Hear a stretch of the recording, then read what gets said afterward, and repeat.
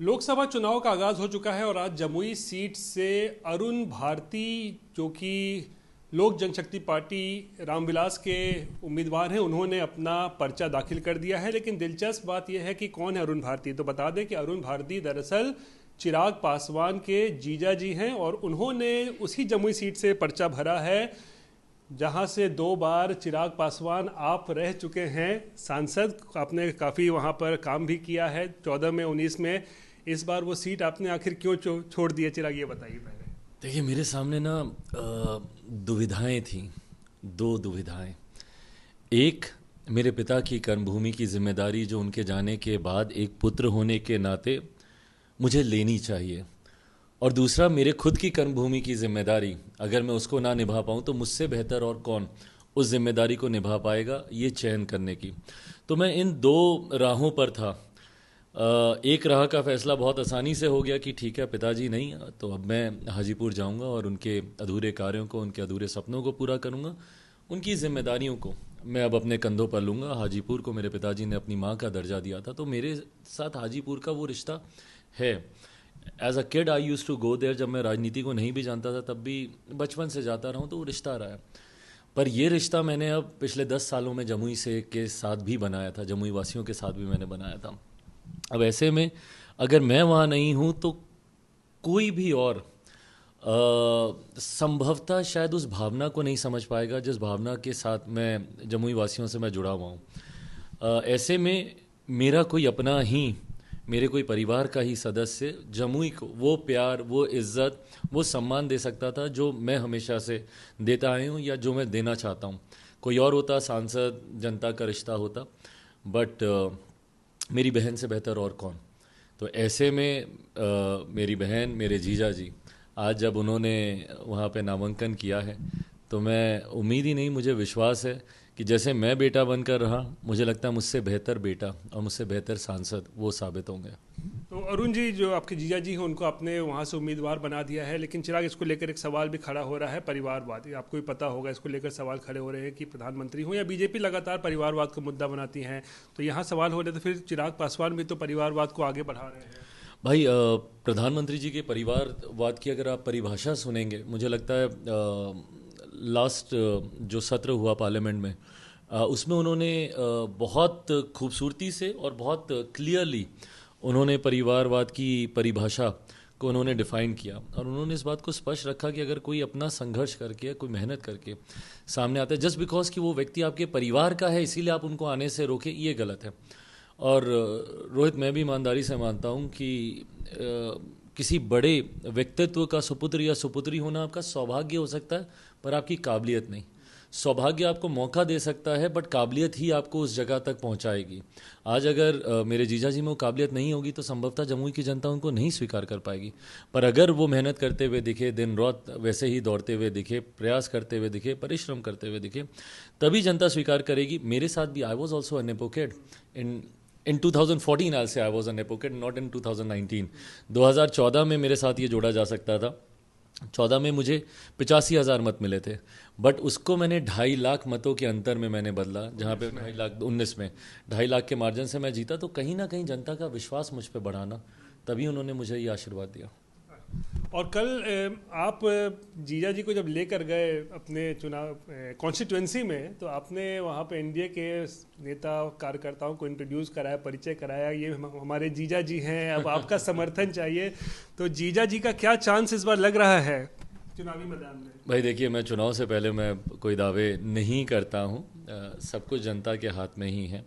पर हाँ, क्योंकि मैं जमुई की जनता को इतने अच्छे से अब जानता हूँ, घर परिवार है वो, इतने अच्छे से पहचानता हूँ कि विश्वास है कि 2019 में जो मेरा मार्जिन था 2.5 लाख, उसको ये ज़रूर पार करेंगे।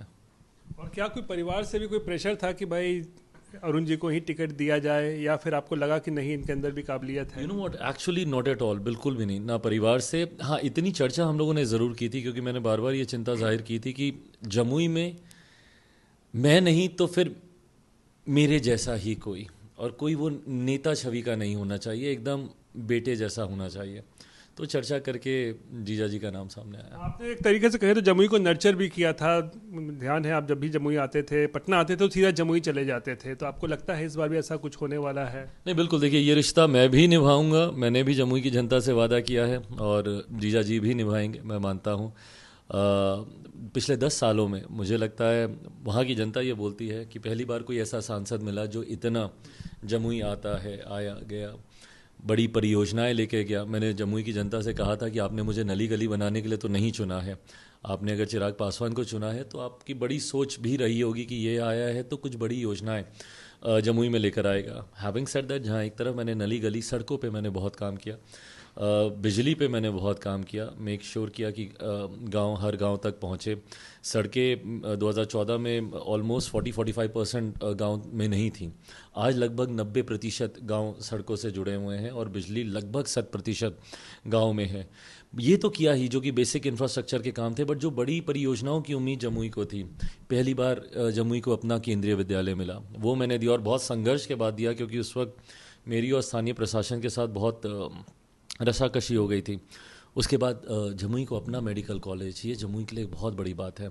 चकाई विधानसभा जो पूरी तरीके से कनेक्टिविटी से कटी हुई थी, 3000 करोड़ की रेलवे की परियोजना मैं लेकर गया। आज की तारीख में किसी भी जमुई वाले को पटना आने की ज़रूरत नहीं है पासपोर्ट के लिए। एफसीआई का जोनल ऑफिस हम लोगों ने दिया। तो ये तमाम ऐसी चीज़ें हैं जिसमें भी चिराग पासवान कल कह रहे थे कि मैंने कुछ नहीं हो पाया है तो अब ये जीजा जी काम वो पूरा करेंगे। एक्चुअली क्या है ना, मैं इतने भर से मैं संतुष्ट नहीं हूँ रोहित। मेरी उम्मीदें बहुत है। मैं जमुई को मैं चाहता हूँ कि मैं जैसे बिहार को चाहता हूँ कि बिहार फर्स्ट और बिहारी फर्स्ट बने। वो तभी बनेगा जबकि हर जिला compare to any other district in our country उतना ही विकसित जिला हो। नीति आयोग की रिपोर्ट ने मेरे मनोबल को बहुत बढ़ाया। अभी कुछ हफ्तों पहले नीति आयोग की रिपोर्ट आई, जमुई रोहित 2000 एस्पिरेशनल डिस्ट्रिक्ट्स में, तो 2014 में जमुई 99 पायदान पर था, 2019 में 9वें पायदान पर था और अब 2024 में पहले पायदान पर है। अच्छा, तो ये बताइए क्या कोई वहाँ लगता है आरजेडी के उम्मीदवार कोई कड़ी टक्कर दे पाएंगे? वहाँ से आरजेडी ने उतारा है एक महिला को। देखिए, मैं हमेशा से, आप मुझे जानते हैं, मैं हमेशा सकारात्मक राजनीति करने का पक्षधर रहा हूँ। किसी को डाउन साइज करके या किसी को डिमीन करके या बोल के कि अरे इनसे क्या होगा उनसे क्या होगा, मैंने कभी ऐसा नहीं किया। मैंने 2 चुनाव लड़े, बट मैंने कभी, मुझे नहीं लगता, और आप आर्काइव्स में भी देखिएगा, मुझे नहीं लगता कि शायद मैंने कभी अपने ओपोनेंट का नाम तक भी मैंने लिया हो, क्योंकि मुझे अपनी लकीर इतनी लंबी खींचनी है कि ऑटोमेटिकली मैं आगे निकल जाऊं। मुझे दूसरे की लकीर को काट कर, उसको छोटा कर कर, उनको डिमीन कर कर मुझे आगे नहीं बढ़ना। जीजा जी की जीत पक्की आपको लग रहा है इस बार? मैं मानता हूँ।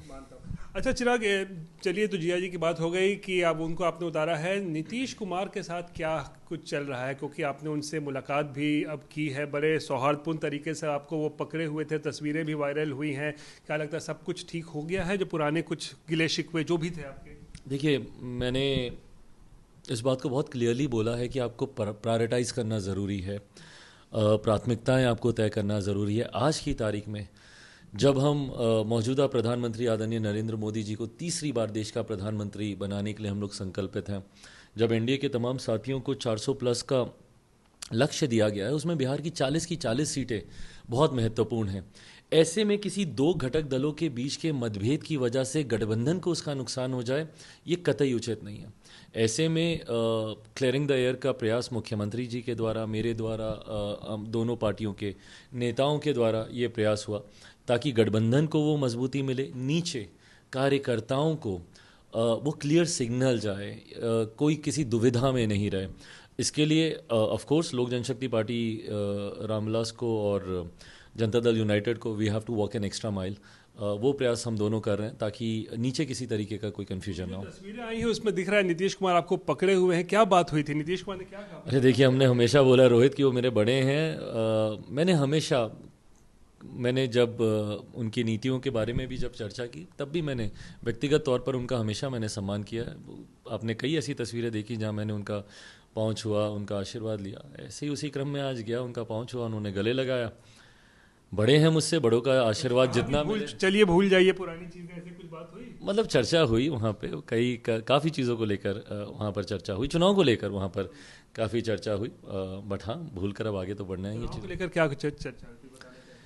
नहीं, ऐसे ही सीटों को, प्रत्याशियों को लेकर, चुनावी रणनीतियों को लेकर, कहाँ पे कितने प्रोग्राम, कैसे प्रोग्राम, मुख्यमंत्री जी के कब, प्रधानमंत्री जी के कैसे कैसे कार्यक्रम लगेंगे, क्योंकि हम ही नहीं थे, भाजपा के भी तमाम वरिष्ठ नेता वहाँ पर मौजूद थे। उप मुख्यमंत्री भारतीय जनता पार्टी के बिहार प्रदेश के अध्यक्ष सम्राट भाई भी वहाँ पर थे, मंगल पांडे जी भी थे, बिहार के मंत्री।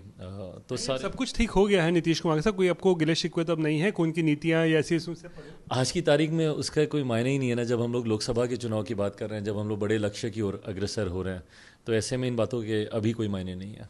चलिए थोड़ा सा चाचा के बारे में बताइए। चाचा तो अब मैं कह सकता हूँ कहीं के अभी शायद नहीं रहे, एनडीए में बने हुए हैं, लेकिन क्या लगता है चाचा को आप माफ़ कर पाएंगे जो उन्होंने 2021 के लिए किया था? अरे रोहित, मैं बहुत छोटा हूँ उनसे, उम्र में, रिश्ते में मैं कोई नहीं होता उनको माफ़ करने वाला, बट हाँ। आपके साथ जो हुआ था, आपकी पार्टी के साथ जो नहीं, बट हाँ, मेरी पार्टी से ज़्यादा मेरे परिवार, क्योंकि ये सिर्फ राजनीतिक ही नहीं, पारिवारिक विषय भी है, और मेरे परिवार के कई ऐसे बड़े हैं जिनको उनसे बहुत नाराज़गी है, बहुत ज़्यादा भी है। नाराज़गी। बिल्कुल, मेरी फूफा हैं, आप उनसे बात कीजिएगा, मेरे फूफा जी से आप बात कीजिएगा, उनको जो नाराज़गी है, मतलब मेरी फूफा उनको राखी बांधने तक नहीं जाती, इतनी नाराज़ हैं कि उन्होंने पापा के जाने के बाद जो जो चीज़ें पार्टी परिवार के साथ की।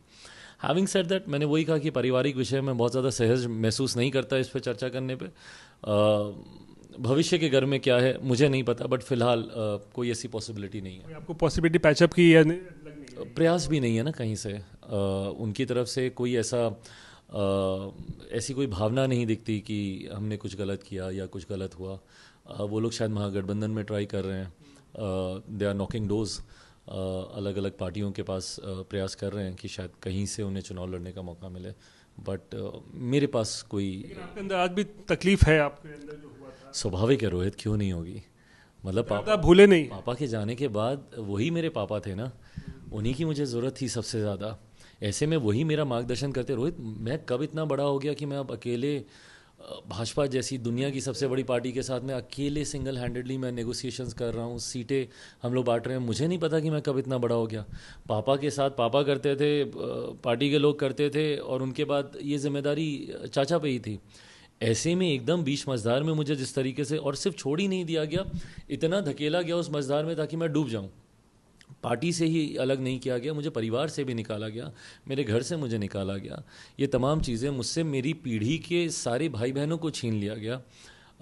कल को हम ही लोग थे ना जो सुख दुख में एक दूसरे के साथ रहते, बट मेरे सारे भाई बहनों को वहाँ पर मुझसे अलग कर दिया गया। तो ऐसे में यकीनन मैं वो वाक़या नहीं भूल सकता जब मैं बीमारी की हालत में दरवाजे पर मैं खड़ा हुआ था बहुत देर तक, मेरे हाथ में कैंडुला बना हुआ था, I was not well that time. और उस वक्त जब मैं अंदर जाता हूँ, 1-1.5 घंटे का जब दरवाज़ा खुलता है, तो सामने चाची आती हैं, और मैं हमेशा की तरह मैं उनके पाँव छूता हूँ, तो 2 कदम पीछे हो जाती हैं और पीछे होकर बोलती हैं कि तुम्हारे साथ जो हो रहा है वो अच्छा हो रहा है।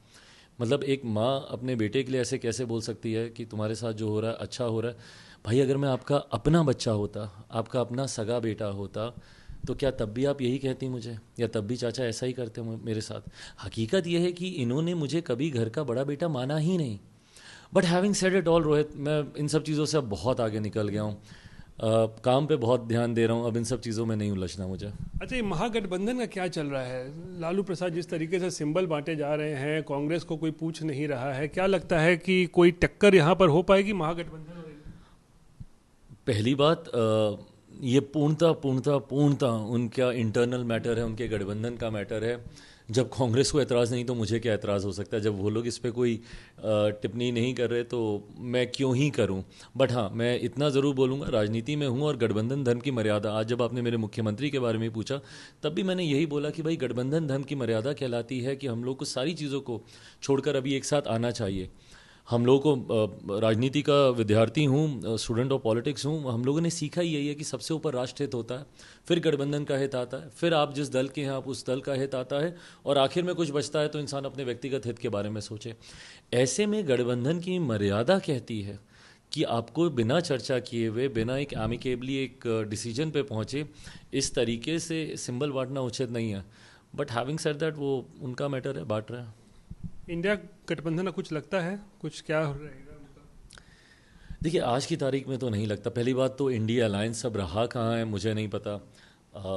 जो इसमें सबसे सक्रिय और मजबूत भूमिका निभा रहे थे मेरे मुख्यमंत्री जी, अब वो तो खुद ही इतने मजबूती से अब हम लोग के साथ हैं। अगर मैं बिहार की बात करूं रोहित, पिछली बार हम लोग सिर्फ 3 दल थे, भारतीय जनता पार्टी, जनता दल यूनाइटेड और लोक जनशक्ति पार्टी। 3 दलों ने ही मिलकर 40 में से 39 सीटें जीत ली थी। इस बार तो अब 2 और मजबूत दल हम लोग के साथ आ गए हैं। आदरणीय जीतन राम मांझी जी हम लोग के साथ आ गए हैं, आदरणीय उपेंद्र कुशवाहा जी हम लोग के साथ आ गए हैं, तो ताकत हम लोग की और बढ़ी है। तो ऐसे में स्पेस ही नहीं बचता ग्रैंड अलायंस के लिए या इंडिया अलायंस के लिए। आखिरी सवाल, पिता की तरह कुछ भविष्यवाणी?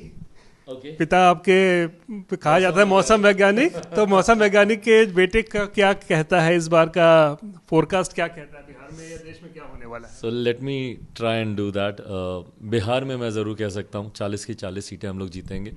और देश भर में अगर मैं बोलूँ, फीडबैक्स मिलते हैं, पार्टी का संगठन हर एक जगह है, तो जो जानकारी आती है सोर्सेस से, अपने पार्टी के कैडर से, वो मेरे विश्वास को बढ़ाती है कि जो टारगेट प्रधानमंत्री जी ने दिया है 400 पार का, वो हम लोग सरलता से हासिल कर लेंगे। कोई दिक्कत नहीं होने वाली है? सरलता से, ईजिली। चलिए, शुक्रिया चिराग बात करने के लिए। तो ये थे हमारे साथ चिराग पासवान, जो जमुई से इस बार चुनाव नहीं लड़ेंगे, हालांकि हाजीपुर से इस बार आप लड़ने वाले हैं। जी बिल्कुल, हाजीपुर से चुनाव लड़ूंगा, और ये पार्टी की तरफ से भी ऑफिशियली इस पर मुहर लग गई है पार्लियामेंट्री बोर्ड की तरफ से। यानी कि पिता की विरासत को संभालने के लिए आगे प्रयास करूंगा, उनके नक्शे कदमों पे चल सकूं। चलिए, तो हाजीपुर से भी चुनाव लड़ने वाले हैं चिराग पासवान। जमुई की सीट उन्होंने छोड़ी है अरुण जी के लिए, जो कि उनके जीजा जी भी हैं। और साफ मानना है, जैसे अपने उनके पिता मौसम वैज्ञानिक कहा जाता था रामविलास पासवान जी को, वैसे ही भविष्यवाणी कर रहे हैं कि एनडीए भी इस बार बिहार में 40 में 40, और जो प्रधानमंत्री का टारगेट है 400 प्लस एनडीए, उसको ज़रूर पूरा करेंगे। रोहित सिंह, पटना, आज तक।